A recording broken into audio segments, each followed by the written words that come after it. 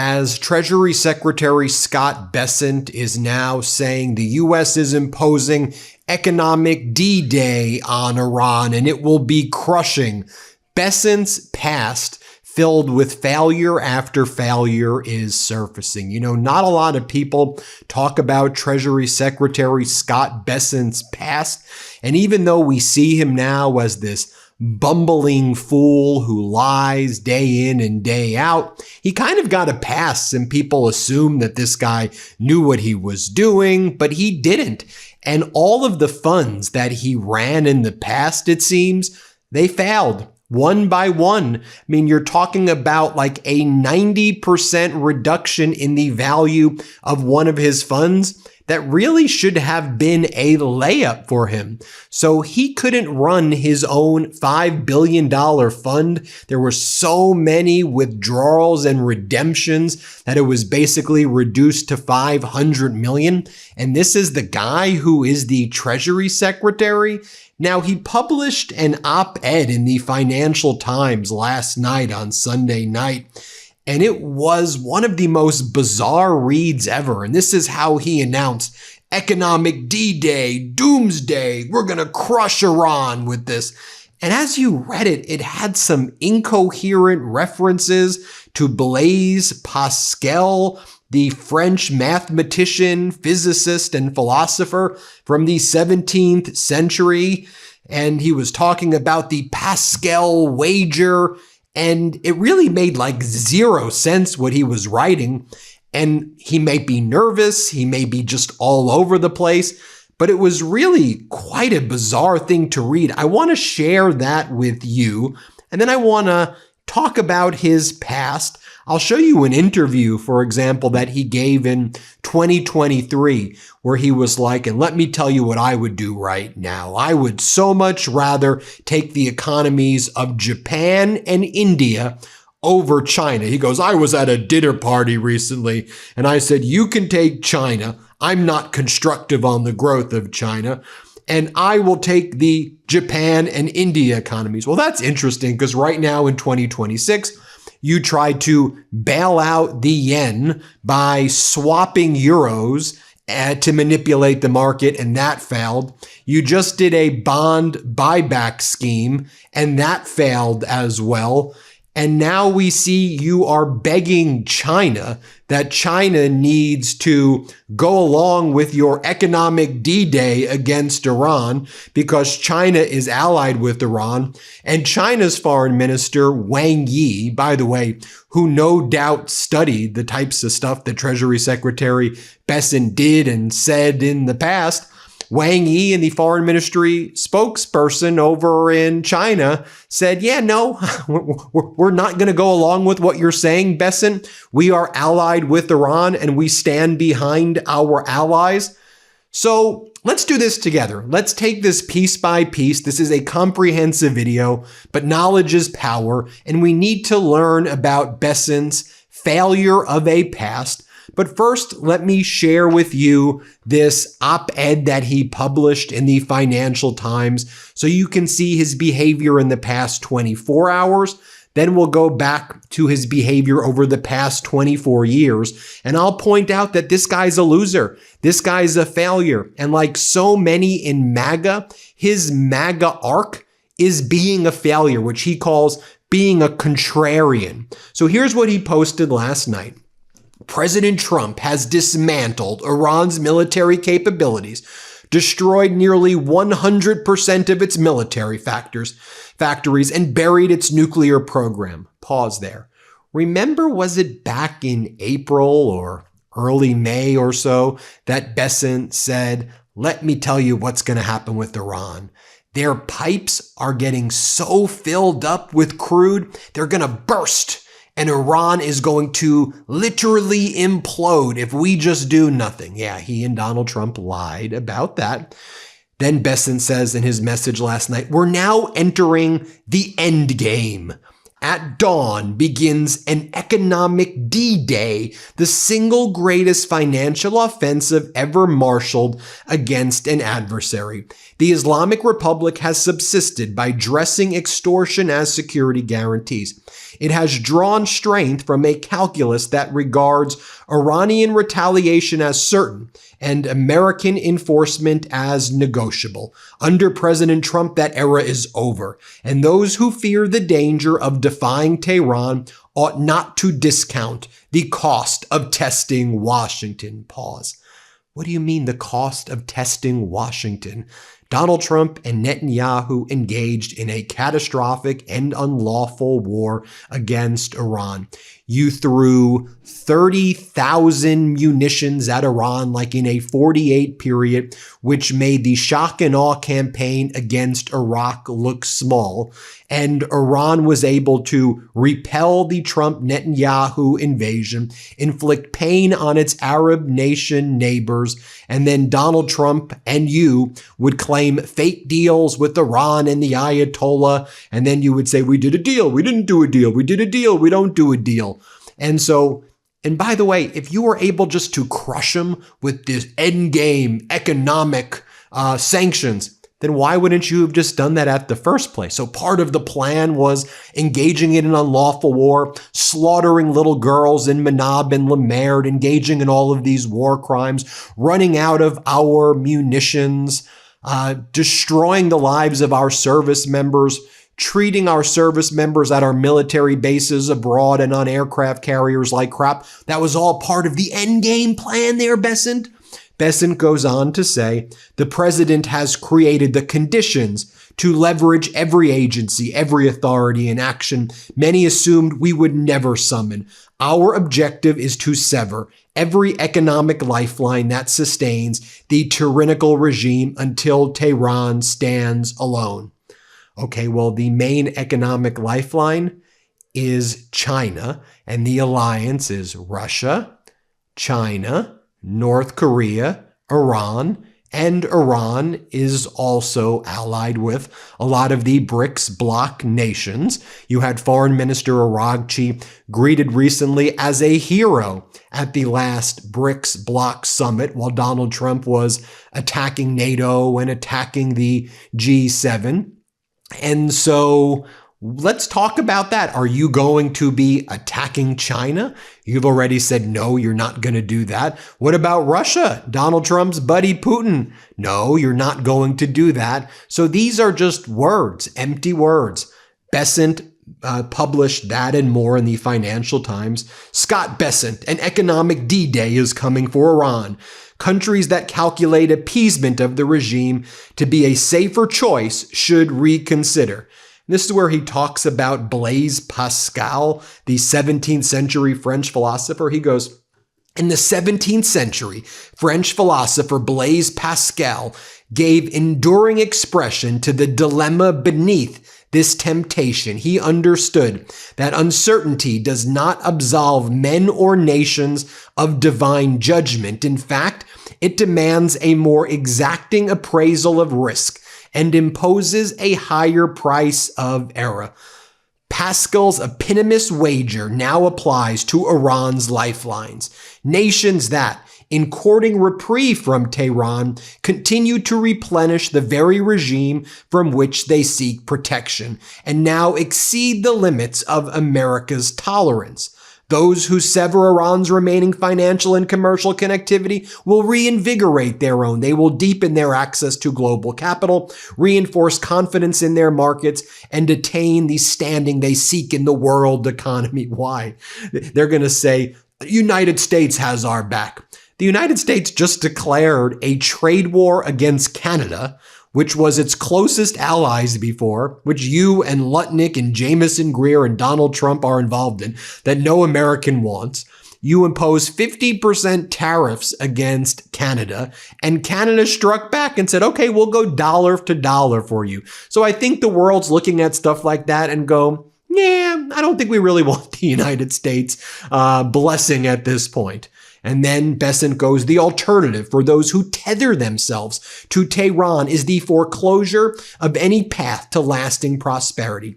Illicit finance will flourish, as it so often does, where confidence has collapsed, and any nation that serves as a financial artery of a withering regime should expect to share in its isolation. To become a sanctuary for terror is to become, in the eyes of the United States, a global pariah. Oh, Bessent, Wang Yi, and Xi Jinping are shaking in their boots right now. You're going to isolate China right now? China's never been stronger. What the hell are you even talking about? Y'all couldn't even impose significant sanctions against Russia.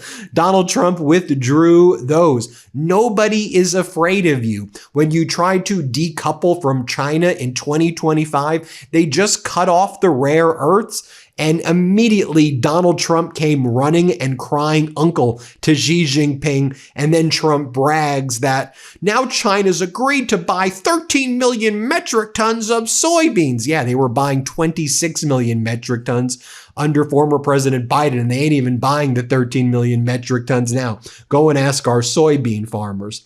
And then you have Bessent saying any remaining tie to Tehran will hasten the economic ostracism of countries and entities, whether that tie be purposefully constructed or willfully ignored. So that's the message from Bessent. By the way, Pascal's wager? Did you even understand a word of what he's saying? I understand Pascal's wager from European history, the claim that given the stakes, it is more rational to bet on God's existence than to bet against it.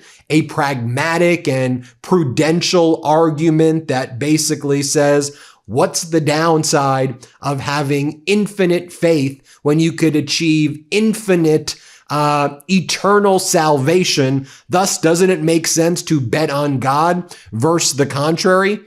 But what does that have to do with anything that we're even talking about? What does the Pascal's wager even mean in this context? And of all of the things that you could be talking about during this doomsday message that you're delivering, Pascal's freaking wager? You're just showing that you're a damn weirdo, dude. Like, what the hell are you even talking about? And he is a weirdo, and he is a failure.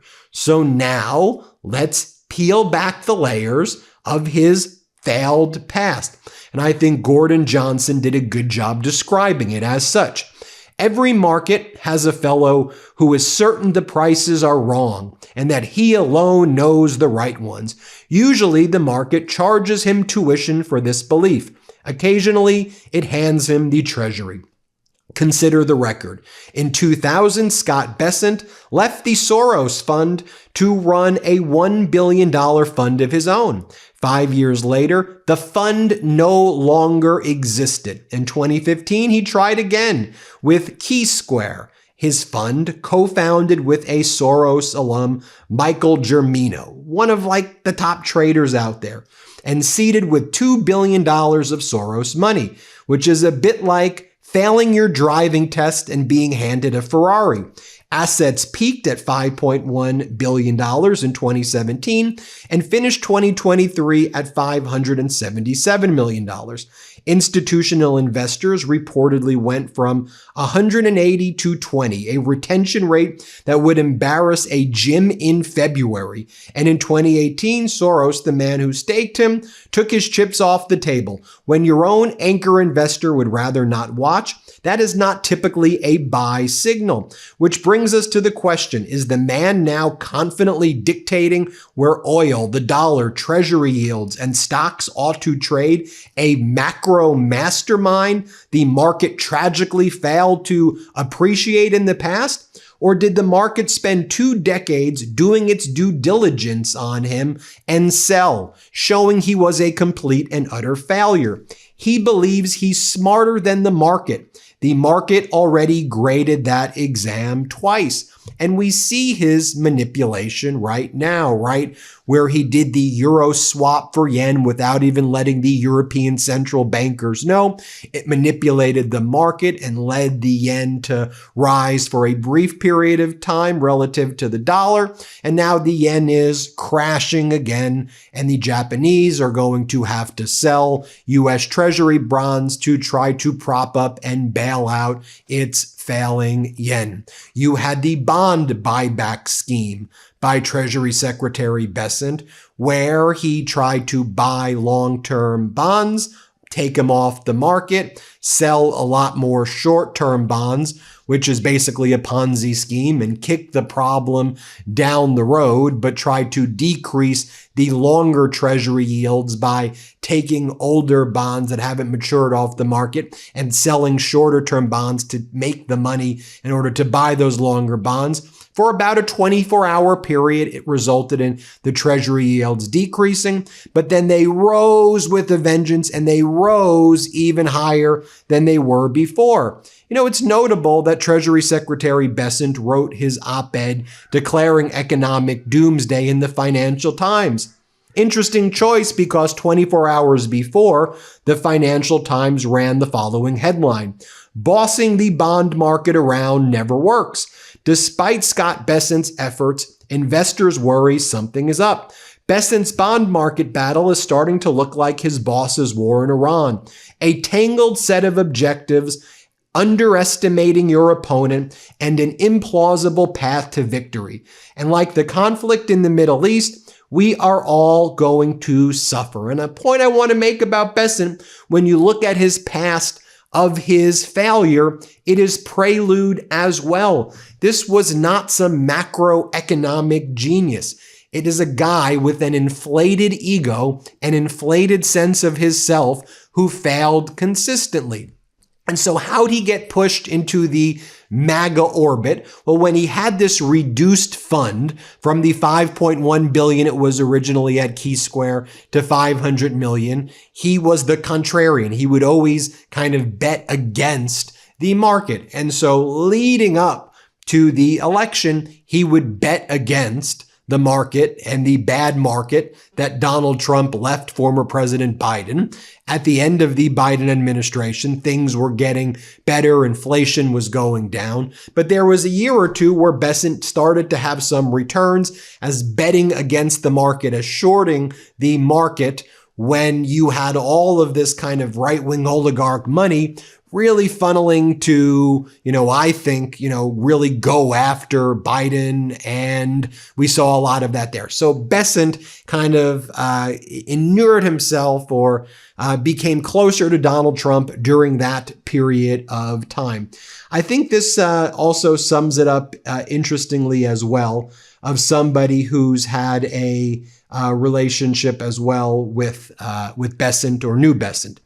Okay, fine, let's do this. I knew Bessent when he worked in the London office at Soros and heard pitches for each one of his subsequent ventures listed below, and for his last venture, a fund-to-fund with Jeff Tarrant, not included below. In short summary, he claimed the valor for the famed British pound cross-trade, and it's a myth. He didn't actually do any of it. Talks about how Soros managed his own principal position and risk always. There were other investing teams that also traded currency crosses, including the one Bessent was a part of in London. But to be clear, it was a semi-autonomous group with its own capital and risk budgets allocated by Soros internally. They had nothing to do with the massive bet by George against the Bank of England's intervention. Like many who stayed in the business, Bessent's team at Soros broke off to do their own fund with a capital allocation. They bled to death being short oil and long U.S. equity volatility in 2003, 2004, which introduces my point about Bessent, which has always held up through the years. Bessent is a contrarian. Being a contrarian caused his group to bleed out in early 2000s, his first fund to fail in the mid-2000s, his second fund to fail in mid to late 2010s. At one point, he took the other side of the yen carry trade in 2017, and so on. The problem with the contrarian dogma is, I'm not wrong, I'm just early, which leads to hubris. Market's still wrong, have to stay with it until the lights dim and losses compound to the point where the business is no longer viable. Bessent did that death spiral 3 times before becoming a marketing guy at a fund of fund. And that's where, he didn't have success, but he was just a marketing guy at a fund of fund at the end. That was the end of his MAGA. That was part of his MAGA arc. A marketing guy, a fund to fund. Like Trump slaps his name on a building and says, that's my building. That's basically what Bessent was doing in oversimplified version. For a career trader, that's like going from starting for the New York Yankees to being the Kenny Powers TV series character trying to make it happen on a low-rung minor league team in Myrtle Beach. It's glib to criticize his experience. That's not the real issue now. The real issue is Bessent is a serial contrarian, and that is the worst bad thing if you were a financial speculator in the markets. And so I think that's interesting insight into Bessent. And then we have this video of Bessent from 2023, where Bessent says, I would so much rather have the Japan and India economy than China. And he said that he believed the China economy would suffer and that Japan and India would be rising. Well, interestingly, the Trump regime did attack India, did attack China, and did attack Japan. They attacked all of them. So here's what he said back then. Play this clip. The early 22, people still very constructive on China. And I had a long-term secular down view based both on economics, gravity, because somehow everyone thought, well, China's so big, they have this closed capital account. If it were any other country, it already would have exploded. But the view that gravity would win. And then I also had the view that when party chairman Xi came in, he's a different kind of cat. And, this very unusual capitalist communist blend that had taken China out of the dark ages and into the modern world was over. So, now we've seen they've gone to more of command and control economy. But, so at this dinner, I told everyone at the table, I said, you can have China. I will take India and Japan. Let's reconvene in 5 years. Then I found this line notable from his interview at the Money Maze podcast from 2023 that I just showed you. He said, when you're on war footing, what do you need most? You need energy, you need food, and here's, let me just play the clip for you because he seems to be describing the desperation and you unload some of your bonds. And he seems to be describing the desperation that the United States is in right now. Here, play this clip. So like if you were going to go on war footing, you would need energy, you'd need food, and then you would probably sell your treasuries. Well, there you have it, everybody. I wanted to give you that background and broader perspective on Treasury Secretary Bessent so you can understand a little bit more about him. I'd love to know, your thoughts. But yeah, when he was on his own, he did not have successful funds. And now he's the Treasury Secretary? Well, hit subscribe. Let's get to 7 million subscribers. And thanks for watching, everybody. We appreciate it. Get your copy of WTF America. Thanks, everybody. Hey, if you want the full story, how democracy got here and how we take it back, pre-order our new book, WTF America, today. Just scan the QR code or click the link in the description. Let's do this.